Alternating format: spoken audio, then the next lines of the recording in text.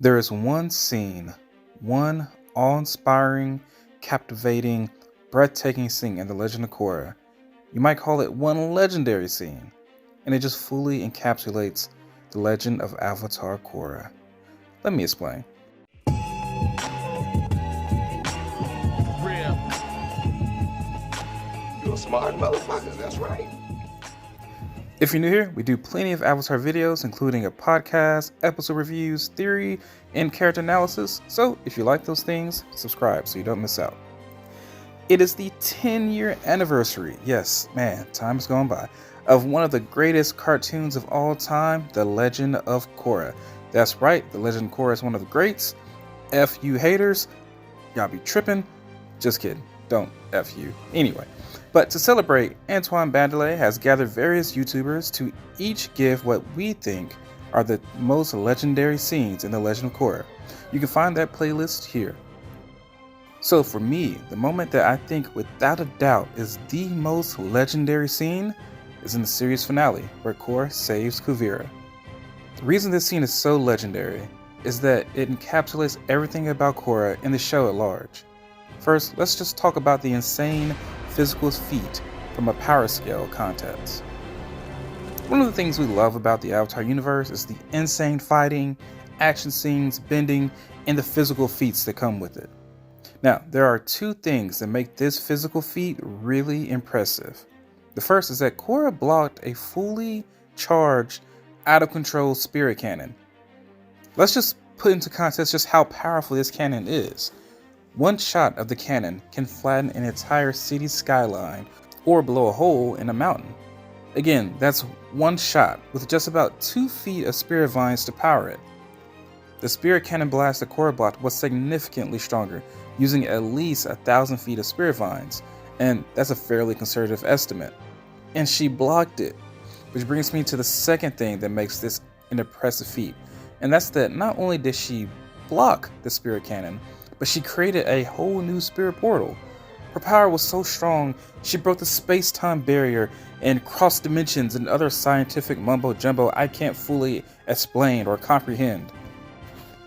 There's only one other mention of someone doing something of this magnitude and variety in the Avatar universe, and that's Vaatu.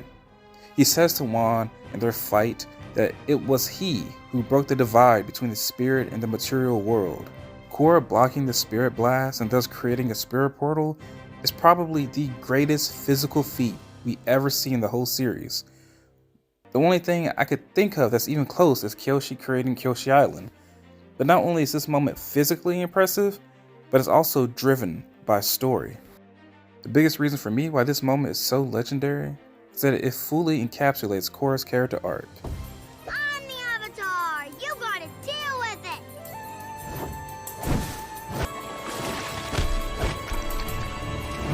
This is the first scene we see of Avatar Korra. She's young, she's brash, boastful, and in your face. That was Korra's first kind of coming out as the Avatar scene. The second is her fight with the triple threat triads as they try to shake down a mom and pop shop. They sort of belittle her and ask, "Who are you supposed to be?" And she responds, "How about you come find out?"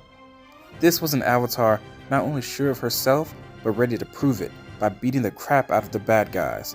No questions asked, no trying to talk it out, just, I'm going to beat your ass and maybe even enjoy it a little bit type of hero. Now let's juxtapose that with Korra saving Kuvira. For all intent and purposes, Korra had no obligation to save Kuvira. Kuvira had made it pretty clear that she was kind of on the wrong side here. She had kind of fallen fully into the evil side. There was no need for her to take over Zaofu or to take over Republic City. And Korra already previously tried a more diplomatic approach to Kuvira, something Season 1 Korra would never even think of as a remote possibility. And even when they're in the spirit wilds and Kuvira is aiming her gun at Korra, Korra warns her not to do it. And oftentimes in fiction, this is when the villain's own hubris becomes their fatal downfall. So in that moment, I expected Kuvira to bite the dust, but Korra leaped in front of a helpless Kuvira and saved her. This was a completely different woman from the girl we met in Season 1. Now, if we look at Avatar Last Airbender, Zuko's character arc is often considered not only the best character arc of the series, but many argue in all of fiction. And I don't necessarily disagree with that sentiment, but I find Korra's arc more impressive. The bad guy to good guy character type arc seems a little easier to write and to follow for the audience. It's much easier to see the growth a character goes through when their goals and motives completely do a 180, as Zuko's did. But in Korra's case, her goals are fairly the same, yet her character has done a complete 180 change.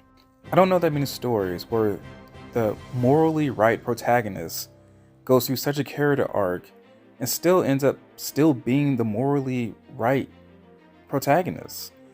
You just don't see it that often. Such a big change that Korra, not really thinking, jumped right in front of danger to save her nemesis. This brings me to one of my favorite anime, My Hero Academia. If you don't know, in the anime, certain people have powers or quirks that they can use to become professional heroes, and the main theme of the show is what does it really mean to be a hero? The main character, Izuku Midoriya, starts the series with no powers, but when he sees his rival Kak-chan in danger, he instinctively jumps to save him while others stand by. There are stories about every hero, how they became great. Most have one thing in common. Their bodies moved before they had a chance to think. This is Korra. She instinctively jumped in front of mortal danger to save her rival, Kuvira, without thinking. I mean, she could have died in the Avatar state and risked the cycle breaking again, and we already seen that hurt that she went through before when it broke. But in that moment, all she could think about was saving Kuvira.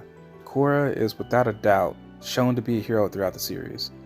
She defended Republic City against the Equalists, she killed Unavatu to save the world, and she was willing to sacrifice herself to Zahir in order to free the Airbenders. But in all those cases, the people she's saving are innocent. Kuvira is anything but innocent. I think the most aspirational heroes are those who not only want to defend the innocent, but also protect the guilty as well, because they can empathize with them and hope that they can someday lead them down a better path, because they see that they are human beings and deserve to be treated as though their life and its potential are worth more than their past transgressions. So all these reasons is why Korra saving Kuvira is the most legendary scene in all of Legend of Korra.